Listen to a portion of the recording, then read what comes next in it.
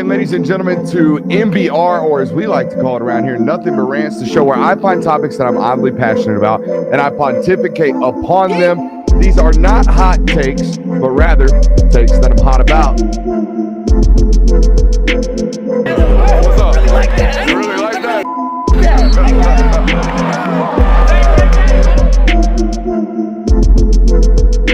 Let's shut up and grind some tape.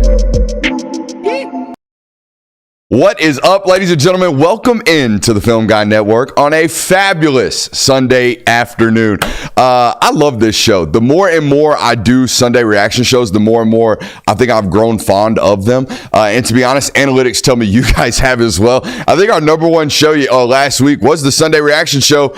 And all we talked about was football that happened in Dublin. It's like week 0, nothing really popping off other than Georgia Tech, Florida State. We have a whole slate to talk about today. And I'm not going to get to every football game that happened yesterday. I'm going to get to the ones that were pertinent to me. So if you're looking for coverage of Michigan struggling against Fresno State, it ain't going to be on this channel, okay? It'll be somewhere else. Maybe on Monday we'll laugh at that. But today we're going to talk about the news and notes that I felt most pertinent, which is obviously the Georgia-Clemson football game. Miami dubbing up Florida pretty heavily. That Notre Dame football game last night was a relatively entertaining defensive matchup. We'll talk about Penn State with a question mark. I don't know how I feel about it. I mean, my fighting Neil Browns took an L, but we'll talk about that later today. There was an insane performance late last night. Had me up till 2:30 in the morning watching what used to be Pac-12 football. Pac-12 after dark. Now we're like Big 12, Big 10 after dark. Maybe we'll just call it Big 11 after dark. But nonetheless, we had some late night football action last night, and there was an NFL football player going stupid on a New Mexico football team. And of course, we had the Kalen DeBoer debut. So we got a lot to talk about today. Make sure you're hitting that thumbs up button, like, subscribe, and rate and review. And if you're watching us on YouTube and you are not subscribed already, you a dead SOB right now. It's a bad day to be flying around this damn studio. I'm gonna tell you that right now. If you have not subscribed to this channel already, please feel free to do so. Okay, statistics tell us that about 30% of you guys are new viewers. Okay, so I need all 30% of that today to make sure they are heading over to that subscribe button and hitting us up. We got film study coming up this week. We got a lot of content. We got 8 hours of live broadcasting coming from the studio as well. It's a great time to be here on the Film Guy Network. So make sure you're hitting that subscription button. And if you're watching us on YouTube, or Twitter rather, just hit that screen, let those hearts fly. Let's get as many people in here on a good, fine Sunday afternoon as we possibly can be. Another one in the chat. If you're looking for me giving you intel or breakdowns of the Idaho Vandals giving Oregon a sweat out there, I ain't talking about that one today. Maybe we'll get to it on Monday when the boys get here. But today, I got a bunch of stuff I want to talk about. I want to start with this Georgia and Clemson football game, man. And I'm going to break this one down kind of per side of the football, right? I want to talk about Georgia's offense and what happened there first and foremost, because I think a lot of people had questions. Look, if you watched that football game yesterday and saw Clemson struggling on the offensive side of the football, you're like, oh, like, duh. Like, they had 3 games last year of under 300 yards of total offense, or I think maybe 4 or 5 of them last year.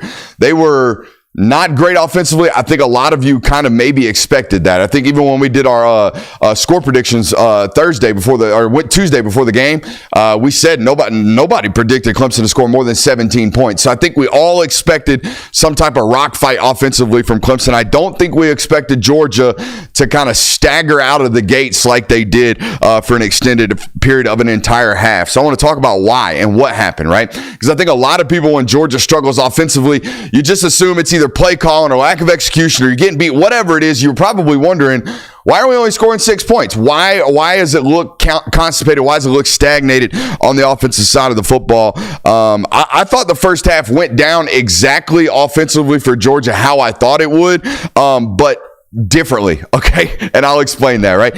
I went into this football game thinking Georgia was going to struggle offensively to start because I thought, hey, look, like Clemson is a man-to-man pressure football team defensively. They're going to play a lot of man coverage, going to play or bring a lot of pressure, which means like first as an offense, I have to identify how are they attacking me? In other words, where do they think they're going to win their pressure battles? Where are they bringing the pressure? Who are they identifying as the donkey, if you will, on this 4 horsemen offense offensive line? Is there a donkey? Is there someone that they feel like they can attack defensively? If so, let's identify that first and foremost and provide help there. All right, and then the other question is, hey, which one of these one-on-ones outside are we going to most win? All right, if they're going to play a bunch of man defense on the in the defensive backfield, we got to figure out which one of these guys we can beat. Sometimes that takes a little bit of time. If you remember last year, South Carolina was one of these football games for Georgia. They go into the football game thinking they're going to roll the ball out and beat the shit out of the Gamecocks. It's raining a little bit, but South Carolina's defense comes out, plays a bunch of man, plays a bunch of pressure, and it kind of takes Georgia a good 2 quarters to figure out who they're identifying as the weak link, right? Who are they going to attack? And then things started to open up and become a little bit more explosive. But that's what I was preparing for. I think that's what Georgia was preparing for on the offensive side of the football. That's not what they got. In fact, when we spoke to Carson Beck this week, I asked him, Carson, who are they? Who is their philosophy as a defense? He said straight up, they are a man pressure team. I was like, all right, well, you're going to prepare for a man pressure team. They walk out immediately on Saturday. Clemson's playing soft zone. The Clemson lived in cover 3. I'm going to have to go check the tape to really confirm it. But when you watched it from the field level, it was very obvious. Clemson's playing a bunch of soft zone. Something that they do not do. So it took an entire half to kind of identify, hey, what are they doing? What are they doing defensively? They're doing something we didn't necessarily prepare for. Get into the halftime, make adjustments, look at what Kirby called the pictures, right? Look at what they are doing defensively, and then design a game plan. So what did they do coming out in the second half? What'd you see? You saw a bunch of Dovers, you saw a bunch of mesh concepts, and you saw a bunch of flood as well. Saw a bunch of into the boundary. Arian Smith's 30-yard reception on the opening drive of the second half. That's flood. How do you beat cover 3? You run flood. You run 3 guys into a zone where they only have 2, right? They only have a corner and a safety. So there were obvious signs of something where Georgia's offense saw something that they did not expect and then responded and made adjustments as a coaching staff. All right. So I give a real hat tip, all right, to an offensive coaching staff there for Mike Bobo and that bunch. Now, my question, okay, would be, why did Clemson do this? What? Because I'm going to be honest with you. There is no way in hell I'm playing soft zone against Carson Beck the rest of his career. Like, even when he gets to the league, I'm not doing this shit. You're telling me I've got a 6'5", 230-pounder who, wants to throw with his feet in the ground? This guy wants to throw with clean pockets. He wants to make easy decisions. He wants to process.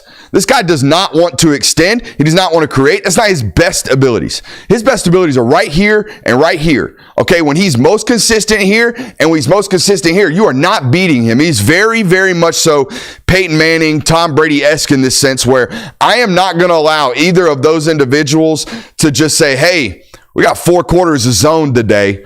Let's just find where the weak spots are.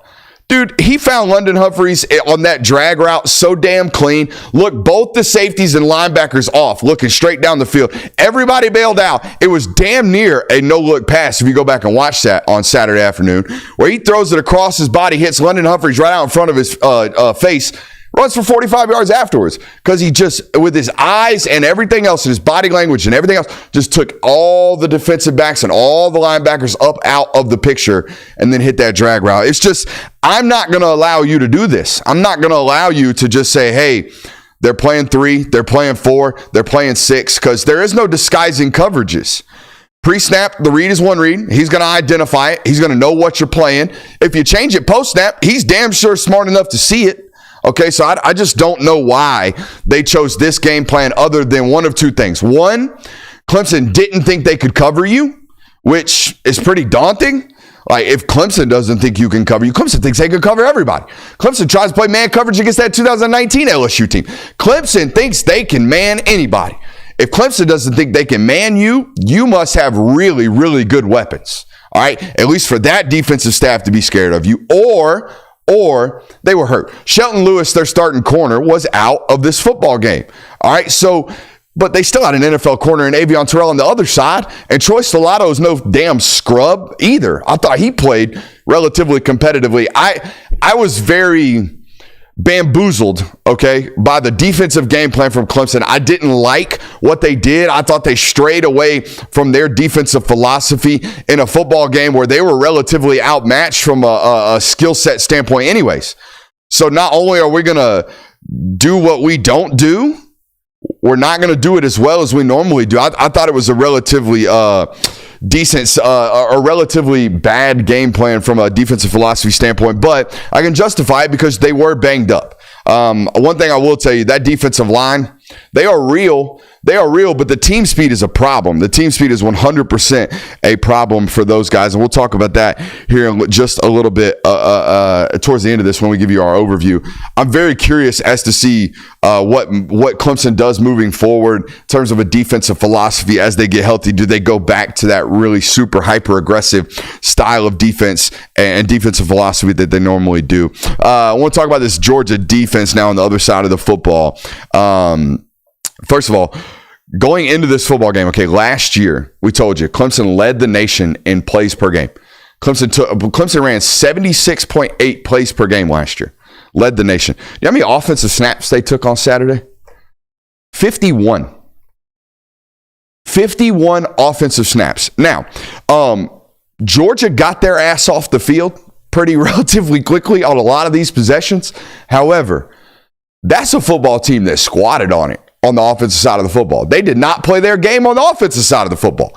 They want to be high pace, go. Even when we suck, okay, even when we're not good at it. Last year, they ran more plays than anybody in the country. They were 99th in the country in plays or yards per play. They were horrible in terms of offensive efficiency. However, they never strayed away from their game plan. They took rep after rep after rep after rep. Saturday afternoon, they squatted on it. Georgia made them play a totally different style of football on both sides of the ball. It looked like to me going into this football game, if you just gave me the game plan in a vacuum, if you said, hey, Brooks, on Thursday, if you gave it to me, you said, hey, Brooks, this is what Clemson's going to do. They're going to play a bunch of zone, they're going to play a bunch of soft zone, and on the offensive side of the football, they're going to run the ball 42 times and squat on the damn thing. I'm going to look at you and go, oh, shit, they're scared. Oh, my God, they're scared. And that's what they were. They called this game and designed this game as a coaching staff, in my opinion, like they were scared, like they were trying to play it close instead of trying to play it to win. All right, so that was a major problem on the offensive side of the football for Clemson. Even though this was the best defensive performance I think I've seen from Georgia in 2 years, maybe. Like this was as dominant against a relatively decent defense, or offense rather, from Clemson that I've seen in a long, long time. All right. All that being said, they did not execute a really out of character game plan. And it's a long time. It's been a long time rather since I've seen Dabo. He's by nature hard-headed. They do what they do. They don't do the portal thing. They don't do the NIL thing. You know why?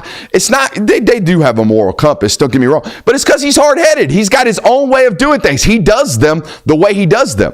They run their program the same way every single year. They have the same metrics of grading their roster every single year at Clemson.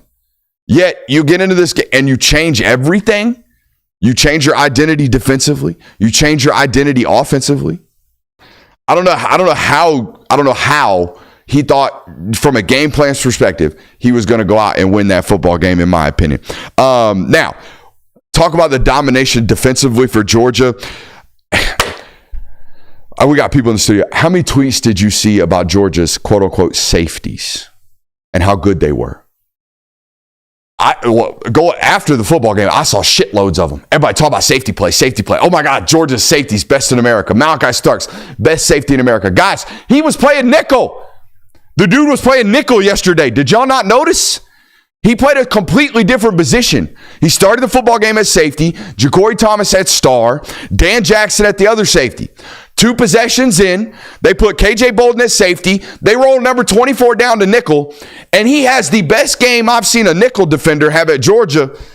And I don't know. I don't know how long. The interception was insane. The amount of times Malachi Starks was around the football yesterday, it was like 75% of snaps, it felt like. They could not avoid him. At safety, you can get into 3-by-1, put him on the single side, and just, hey, 24 is over there. Let's stay the piss away from him. When he's playing nickel, there is no way to hide him. You can't run away from him. You can't, we're going to run left, and he's on the right side. Well, guess what? He's only 12 yards from the ball carrier, and he runs 4.4. And he's got great instincts. He was around the ball constantly yesterday. Constantly. And I've been advocating for this for years, of just saying, hey, I've watched a defense for years. Last year was the epitome of it. The year before was an epitome of it. In 2022, despite the fact that she had all the NFL talent in the world, I would argue most impactful football player in the critical football games was Javon Bullard at Star. Matter of fact, he won your defensive MVP in almost every playoff game over the last 2 or 3 years, playing Star. Last year, undeniable. Look at the stats. The most impactful football player was Tyke Smith. Led the team in tackles for loss, interceptions, pass deflections. The most impactful football player. Was he the best? No. But he played a position where they were going to 100% be around the football at all times. Here's just a novel idea. You got this dude named Malachi Starks that's really, really great. Why not put him at a position where he's going to impact almost every single play? And that's what happened on Saturday. And I know Jaylen Walker had a great game, and I'll talk to you about how I'm wrong about Jaylen Walker in a second. But I thought the ability to move Malachi Starks down to nickel, to play a true freshman at safety, and let that shark swim. Okay, we talked about it all offseason. I felt like at some point in this season, they were going to throw KJ Bolden into the field, or into the equation, because sharks swim. That's what they do. And 5 stars by capita, if they do what this kid did during the spring and during fall camp, that some bitch is a shark, and he's going to swim. So they threw him out immediately. He makes a play on 3rd down. All right, tackles a 230-pound Phil Maffa, flips him up over his head, stands up, gives one of those, and it's like, boom, stamped right now. This guy's ready to play. He's on the field the rest of the game. Sorry, Ja'Cory Thomas. Sorry. But that dude swam immediately, which means he's playing. Okay, so I thought those 2 adjustments were huge, but I thought the MVPs of this football game, in my opinion, all right, were Nazir Stackhouse and Kristen Miller. Now, did they show up in the stat book? Probably not. But if you watched it on the field, they played tough. They played so damn tough. And here's the deal. No Xavier McLeod going into this football game. Warren Brinson goes down early in this football game. All right, and Jordan Hall's out in this football game. Those are 3 of the 5 that are going to rotate. So that left Kristen and Nas to play way more snaps than they probably ever have in their career, and they played extremely, extremely tough. You do not hold Clemson for 2.1 yards per carry without a strong interior defensive line, no matter how good Michael played, no matter how good Jaylen Walker played, no matter how stout the linebackers are. You do not hold that offense to that kind of rushing production with that thin of a defensive tackle room without those 2 dudes playing out of their mind, okay? And they had a great game. I thought it was worth bringing some attention towards that. I want to talk about how I was wrong about Jaylen Walker, okay? I had this segment, I had this thought process say about 2 or 3 weeks ago. I sat here and I said, man, like, all right, so Chaz Chambliss returns, Michael Williams moving to Jack, Damon Wilson year 2, Sam Mpemba year 2. Sounds like this Quintavious Johnson guy's pretty damn good too. So like the Jack room felt really, really filled up. And then I went to the inside linebacker room and I was like, oh, well, shit, C.J. Allen's probably going to play like an All-American this year. Smile Mondon's finally healthy. He played all year last year hurt, and I felt like was still a second-team All-SEC caliber football player. And, oh, damn, Raylan Wilson's in year 2. And, oh, shit, here comes Justin Williams and Chris Cole. And, oh, don't forget about that Troy Bowles guy. And I'm sitting here and I'm racking my brain. And I'm like, where is the area of growth for Jaylen Walker from a role standpoint? And what I failed to realize was he was so good that they were going to create one for him. Kirby Smart talked about it yesterday. Talked about Jaylen has forced our hand as a staff to become uncomfortable. You know what's really uncomfortable? Cross-training. Cross-training a kid. Cross-training a kid's really, really uncomfortable. As a coaching staff, as a defensive coordinator, identifying when to get Jaylen on the field and where and how, that's really, really difficult.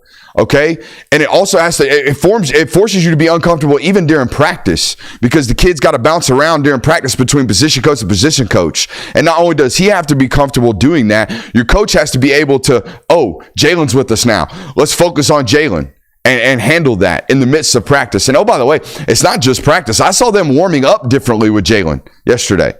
Jaylen last year, if my memory serves me, worked out with the inside linebackers pregame. That's all he did. He worked out with the inside linebackers. In pregame yesterday, in between his inside linebacker reps, guess what he was doing? Uzo was standing right next to him with a pair of mitts, and they were working hand fighting. it's just the little attentions to detail that are the reason why Georgia is who they are, okay? And it's stuff like that. All right, and I know everyone has these things, but it's every time with Georgia. It's always with they will not miss the small abilities to get better, the small chances to get better at any moment and any time. 6 tackles yesterday, 3 solos, I think 1.5 TFLs and 1.5 sacks. I'm wrong. This guy dumb. You good football. On to the next segment. What now? What now for both of these football teams? I'll tell you. Now, Roddy White had a really interesting tweet. I'm not going to paraphrase it. I thought Roddy did a terrible job of explaining what I'm about to explain to you because he made it about race, and it ain't got to be about race. It's about team speed, okay? Cash Jones is fast. White, black, purple, or orange. Motherfucker can run. All right, Clemson, yeah, they got a bunch of white folk on the team, but the problem is team speed. They can't run. They cannot run. This was my problem with Peyton Page going to defensive end. This was my problem with their recruiting tactics and recruiting strategies year over year. They recruit a bunch of really smart football players. They recruit a bunch of really good men. They cannot run.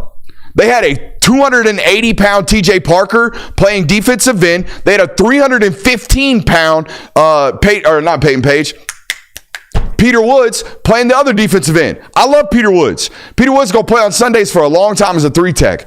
He looked overwhelmed playing defensive end. Stronger than Ox, but not going to impact the football when he's 5 yards away from the ball and the quarterback gets rid of the ball in 2.5 seconds. It's just mathematically, it doesn't make sense. Team speed was a major, major problem for Clemson on Saturday. Go watch that replay of London Humphreys' 40-yard touchdown pass. Watch 24, their starting safety, get left in the ever-loving dust. By the way, not a race thing. White-on-white crime. Cooked that brother. Cooked him. Ran away from him like nobody's business. Team speed is the issue. Get faster. Get faster. Talk about the portal be damned. Recruit better. Okay? You didn't beat Georgia because you had a bunch of football players on the field that Georgia didn't want to take. You can't run with Georgia because you had a bunch of football players on the field from the state of Georgia that Georgia didn't take because they couldn't run. I have no idea. Flip to the other side of the football for Georgia moving forward. I have no idea what we are in store for, but it feels like something very, very, very, very special. That's all I'm going to say. It feels like something very, very special because, by the way, I just talked 22 minutes about that football game and didn't even talk about the freshman that was the best football player in the game that just got there like 6 weeks ago in Nate Frazier. Let's go on to the other ones. Miami versus Florida. Big football game here. I said going into this one, I had no. By the way, if you haven't hit that thumbs up button and like, subscribe, rate, review to this right now, what are you doing? I am cooking. Miami versus Florida. I said no matter what happened in this football game, I felt like both fan bases were going to overreact tremendously. I did not, however, expect the game to play out and give the fan bases a reason to do so. You know what I mean? I thought this was going to be like a 36-28. Score makes no sense mathematically, touchdowns and field goals, but you get what I'm saying. I thought we were going to get like a 35-28 Miami win on the road. And Florida fans would have still fired Billy Napier. And Miami fans would have been like, we're winning the Natty. And I felt like that would have been the reaction, period. But it playing out 41-17 now gives both of those fan bases reason to believe both of those things. So let's talk about both of those things. Why is Miami a playoff contender? Well, they apparently are the only ACC offense not named Georgia Tech running the triple that can actually score points. NC State looked like dog shit this week. Florida State looked like dog shit last week. So apparently, and Clemson looked like dog shit this week. Apparently, Miami's the only one that's going to be able to put up points. Cam Ward looked phenomenal and looks like the best quarterback in the ACC. So if you're a Miami fan right now, yeah, book your tickets. You think you're going to the ACC championship game and thus think you're going to make a college football playoff, and I'm good with that. Point blank right there, we'll already stamp you. Good. I did feel like I was a little bit crazy. I tweeted, am I crazy for thinking Clemson could still win the ACC? I think they still could. Team speed is going to be a problem, though. Miami is fast on the offensive side of the football. Again, not a racial thing. I don't think Xavier Restrepo is a young black man. I think he's got some Cuban descent in him. Boy, he fast. Boy, he real fast. Okay, a lot of team speed on the Miami side of the football.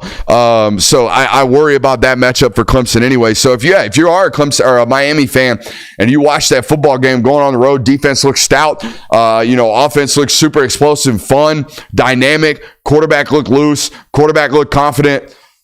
I don't know why you don't feel the need to be bullish on national title, or excuse me, not national title. Let's go college football playoff first before we start talking about national title.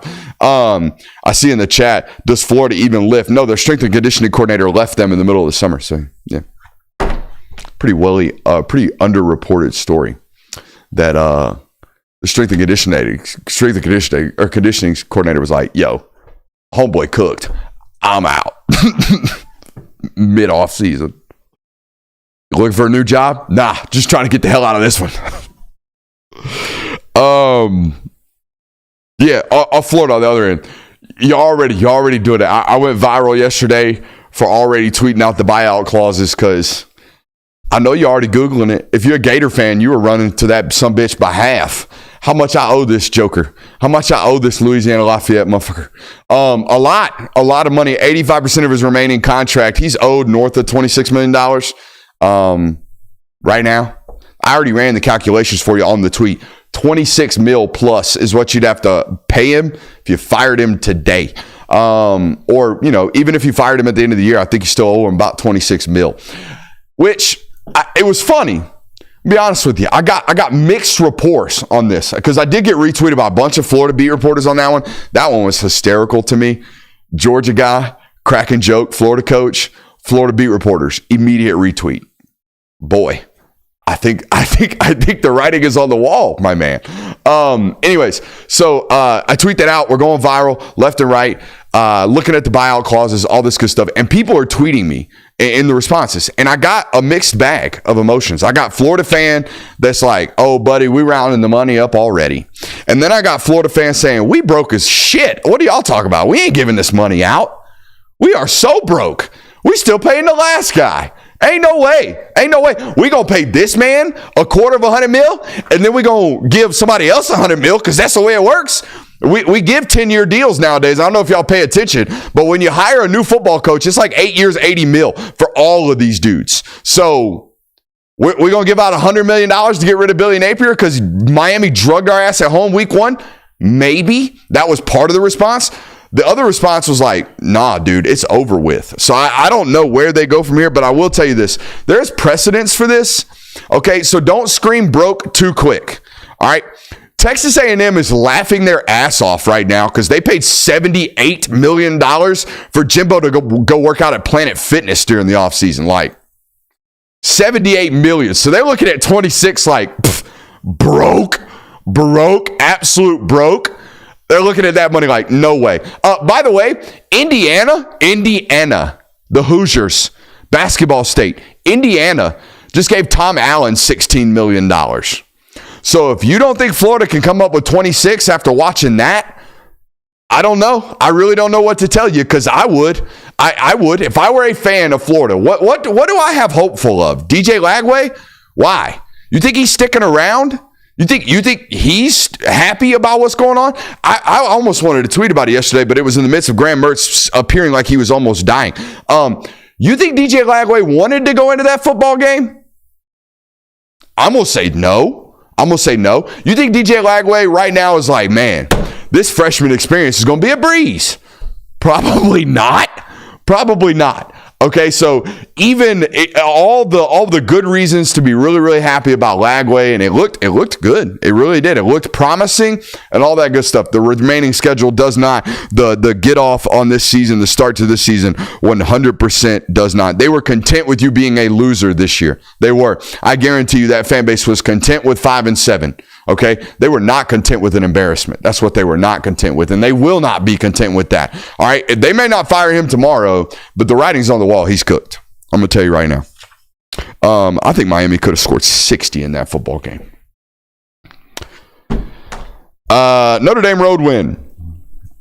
I think I predicted this football game to be 20-10. I think it ended up 23-13. I'm gonna say this. A lot of you football coaches say nothing on microphones. Marcus Freeman, you take the cake. I watched the whole football game last night, and that's great. Notre Dame won.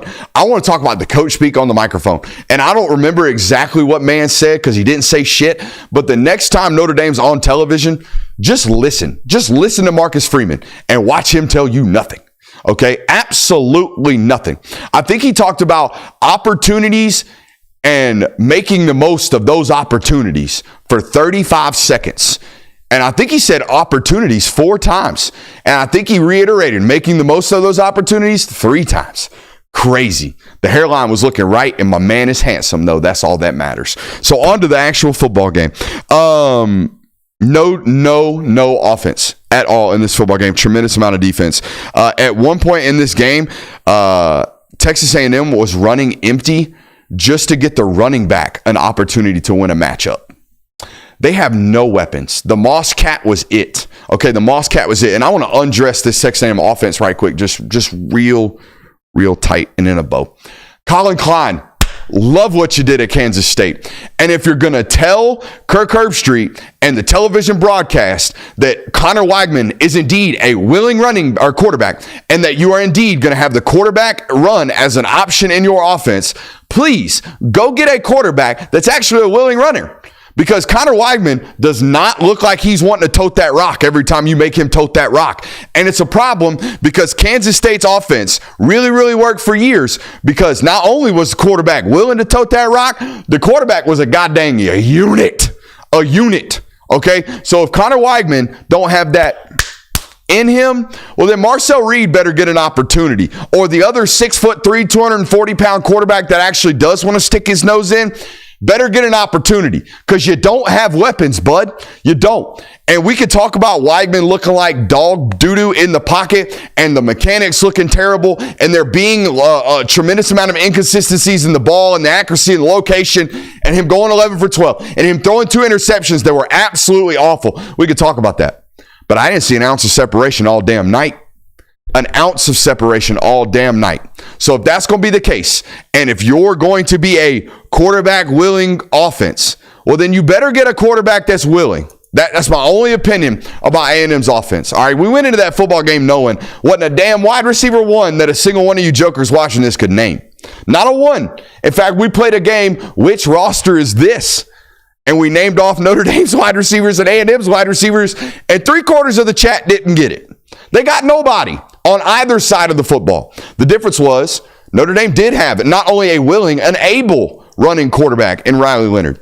He led the team in rushing last night for Notre Dame, and he was the difference. He and Jeremiah Love were the difference in this football game. Jeremiah Love's ability to be an explosive ball carrier with the ball in his hands. But guess what? That was matched on the other side of the football from Moss. I thought Moss had a great game for Texas A&M at the running back position.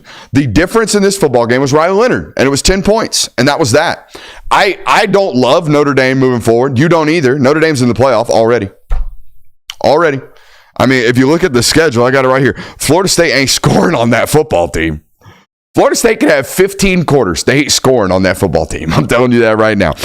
Georgia Tech will struggle with the overall talent on that football team. Okay. And USC towards the end of the year, who knows? But normally when USC plays a rough and tough and physical football team like that, it don't go well for Lincoln Riley's ball club. So they are a playoff team.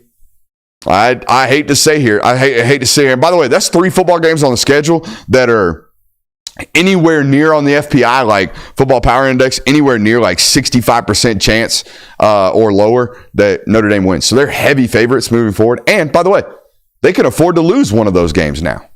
They can go 11-1. They don't have a conference championship game. They're in.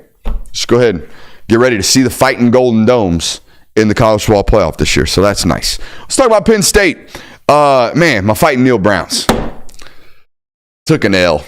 I think it was my only prediction I was wrong this weekend. I told you, Penn State plays 2 football games. They beat the shit out of you. They lose close. That's it. They beat you bad or they try not to lose bad. Well, they beat you bad this football game. And I'm going to tell you what. I looked it up today. Chuck Losey. You know who Chuck Losey is? Chuck Losey is the strength and conditioning coordinator. I might be pronouncing that name wrong. Losey. Losey? I like that loci. A little spice on that one. My man Chuck been there since 2014. Okay. And I don't know about you guys, but I have, and not just because of Saquon, I have always associated Penn State with quadzillas. They got nothing but quad gods out there, bro. Just thick old boys from the waist down. All right, offensive line, running backs, linebackers, edge rushers, all of them, quad gods. And I got a trilogy right here of thick in them hips boys that I'm watching all year long. Phrasing. Nick Singleton, quad god. Katron Allen, quad god. You knew this, though. Okay, I was unfamiliar with my man Harrison Wallace's game, though. Harrison Wallace been in the squat rack, all right? Harrison Wallace been on the power clean rack. Harrison Wallace, a wide receiver, 6'1", 196. Chunkers, all right? Absolute thick old thighs. I am watching out for Penn State's roster. They are big. They are physical. I don't know if they got enough weapons to hang out with Ohio State, though, so we'll find out about that later in the season. But, hey, they could lose to Ohio State. It doesn't matter. The rest of their schedule is dog shit, too. They got an easy one. Think about it this way.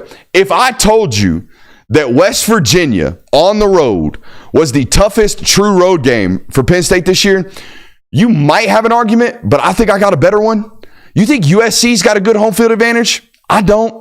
I think Morgantown's a little bit rowdier, a little bit more raucous, especially to start the football season. I can't remember. They have Ohio State at home. I mean, that's it. I can make at Wisconsin, maybe? At Wisconsin? Right? I mean, we're having a toss-up here. That's probably one of the tougher, kind of roads matchups that they have moving forward. I want to talk about McMillan, because if you do some video game shit that has me up till 2:40 in the morning when I was up that previous morning at 5:30, buddy, you're an alien. I felt like I was abducted last night. I felt like I was abducted by Arizona Wildcat football. Well, I want to cook Buddy from San Jose State first. Let's do this. Buddy from San Jose State, I get it. You're trying to assimilate to your culture and assimilate to your football team. I get it. You're Buddy from San Jose State, and didn't nobody know jack diddly about you when you came from San Jose State to take that Arizona coaching job. I also know that there is a lot of Samoan and Polynesian culture on that roster. I also know that your two best players were flirting with the portal and got offered a lot of money this year, both of which happen to be of Polynesian descent. But, buddy, if I watch a football coach a goddamn football game in a luau, the flower lay, if I watch a football coach a football game in a lay and it ain't the Hawaiian Bowl, I'm cooking your ass. I am cooking your ass. All right? Buddy from San Jose State had me looking up at the TV going, what are we doing? Every single time, especially when you're in a sweater against New Mexico, who put up a good point or a good argument for the worst Division I football team in the country last week in week 0. So I did not love that. I do not love Buddy from San Jose State. However, he pulled one out of a hat. All right, he ended up coming out of this football game smelling like roses and looking like on paper he beat the shit out of New Mexico. But thank God McMillan was on this roster. Thank God. And thank Buddy from San Jose State for keeping him, okay? Because check this out. Last night, Noah Fafita was 19 of 31 for 422 yards. Pretty good game. My man McMillan was 10 of those 19 completions, and he was 304 of those 422 yards. My man accounted for over half of the receptions and 72% of the total yardage. It was chuck it up. Hey, 4 down there somewhere. I felt like every time I looked up, McMillan was just like, oh, look, there's a ball. Oh, look, there's 2 defenders. Let me have that, boys. And he would just grab it from him. The man is insane. The catch on the sideline, you got to go pay attention to it. It was absolutely absurd. It's in double coverage. Fafita's just like chuck a prayer, just tosses it up into yonder, all right? And it's about to fall down in the sideline, and McMillan's like, that's my ball. We'll take that. Toe drag swag. Insane stuff from him. I'm interested to see what happens with this guy the rest of the year, because, like, I think they tried to double him. Maybe in the second half they tried. But it's hard because they were moving him around. Like, it's Arizona's entire game plan. How do we get McMillan free? It's very, very akin to what Ohio State was doing last year when McCord couldn't do jack diddly other than find our man Marvin Harrison Jr., right? So Ryan Day found ways to make them average 400 yards per game last year somehow. And I think Arizona and Buddy from San Jose State is going to try to do the same thing this year. It was impressive to watch. You got to take the lay off, bro, for real. First game lay, maybe? First game lay. All right, we can't be getting laid all year long. We just can't. All right. Too tiresome. DeBoer, let's talk about it. Kalen DeBoer made his debut. Looked like Bama to me. Here's a Bama player. You ready?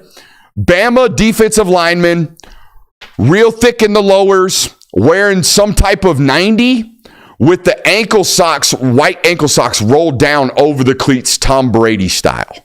That's how you know you're watching a Bama game. All right. And I saw about 5 of those. So it's still Bama. It's still very much so Bama. It did not look like a Washington roster. It might eventually in years to come. They are making these guys lose weight. They're making them play a little bit smaller, especially on the offensive side of the football. But nonetheless, it still look like Bama bodies to me on the defensive side of the football. I will tell you this. Jalen Milroe, I know he only had 9 attempts, and I know I sound like a hater. They scored 63 points. What the hell is this guy doing? Yo, pocket awareness is still a problem. I saw man stand in the pocket flat-footed for a good 3.5 seconds to take a lick off the left side on a 4-man rush against Western Kentucky. That ain't good. Now, here's the difference. I think they're going to manage this out of him. I think they're going to put enough quarterback run. I think they're going to be in his ear enough to tell him, hey, first read, here's the deal. I'm a great coordinator, Jaylen. I am really, really good. If one's not open, if your primary target's not open, pull the ball, go.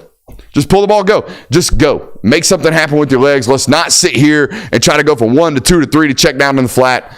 You are the check down in the flat. Your legs are the check down in the flat. So just go. Just go. And be a far, far, far more decisive. I think this is something Tommy Rees talked to them a lot about last year, or at least got into his head. You could feel it against LSU. Hey, nothing's open now. He had 21 rushes in that football game last year against LSU. I think DeBoer, matter of fact, I know DeBoer is going to be in his ear a lot more about this stuff of, hey, I'm designing winners. Don't you worry about it. If the winner's not open, you are the winner.